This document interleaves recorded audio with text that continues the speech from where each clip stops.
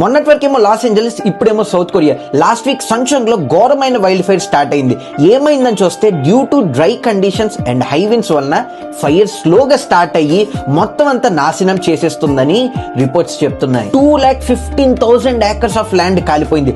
Los Angeles లో అయితే 57,000 acres కాలిపోయింది. కానీ ఇక్కడైతే దానికి 4 times ఎక్కువగా కాలిపోయింది. 37,000 ఫ్యామిలీస్ ఎవాక్యుయేట్ చేసేశారు.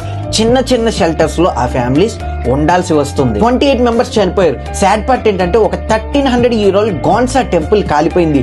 దీని వలన చాలా మందిని ఘోరంగా బాధ పెట్టేసింది. ఎందుకంటే ఇది చాలా ఇంపార్టెంట్ వాళ్ళకి. ఎక్కడితోనే కాకుండా 125 హెలికాప్టర్స్ ని గవర్నమెంట్ ఇష్యూ చేస్తే ఒక హెలికాప్టర్ హార్ష్ వెదర్ కండిషన్స్ వలన క్రాష్ అయిపోయి ఒక పైలట్ చనిపోయాడు. సౌత్ కొరియా హిస్టరీలోని ఎప్పుడు ఇలాంటి ఘోరమైన వైల్డ్ ఫైర్ రాలేదంటున్నారు.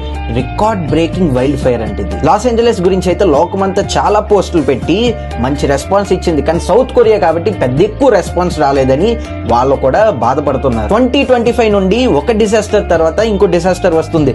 బైబిల్ అప్పటికి చెప్తుంది లాస్ట్ డేస్ లో మీకు సూచనలు కనిపిస్తాయని. రెండో రాకడ సూచనలు